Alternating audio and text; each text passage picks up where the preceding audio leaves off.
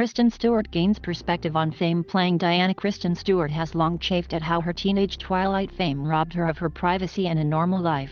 But don't get the wrong idea, it's nothing compared to what Princess Diana endured. She was the most famous woman in the world, Stewart said Friday. I have tasted a high level of that, but really nowhere near that monumental, symbolic representation of an entire people or nation. Stewart gained that perspective filming Pablo Larr's Spencer, the latest cinematic look at the late Princess of Wales, which premiered Friday at the Venice Film Festival. Coming out in between seasons of Netflix's The Crown and with the Broadway musical Diana about to open, Larr's upside-down fairy tale focuses on the three-day Christmas holiday in the early 1990s that preceded Diana's formal separation from Prince Charles. Much has already been said, seen and written about the collapse of the royal marriage, Diana's deep unhappiness and the cruel confines of the British monarchy.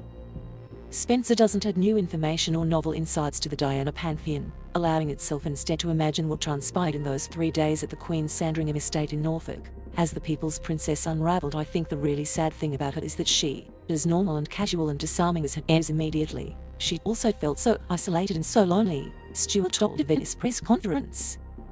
She made everyone else feel accompanied and bolstered by this beautiful light, and all she wanted was to have it back. This is the second 20th century icon in crisis that Larr has brought to Venice, after he premiered Jackie, a portrait of Jacqueline Kennedy Onassis starring Natalie Portman, in 2016. Larr said he decided to profile Diana because he wanted to make a movie that my mother would like. The Chilean director said his mother adored Diana, dressed like her and even had her hair done like her, the famous Lady Di feathered shag.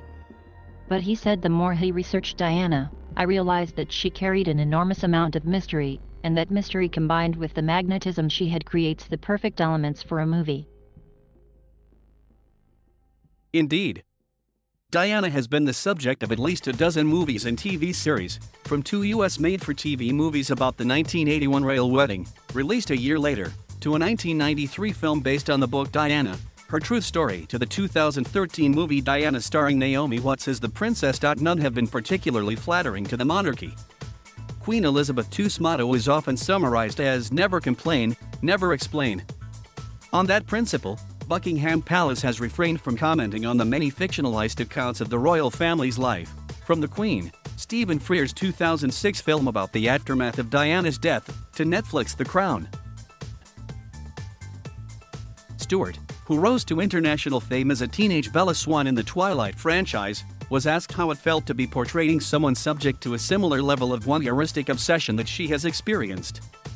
Stewart tackled similar subject matter in Seberg, about the breathless star Jean Seberg, which also made its out-of-competition debut at Venice in 2019. Stewart drew the line between near movie star and global icon.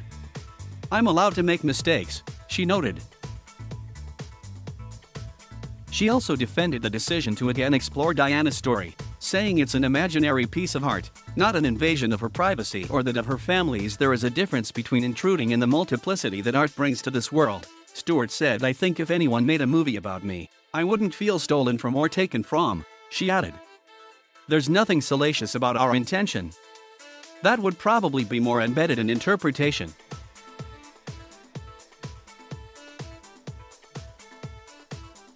Thank you for watching. Please subscribe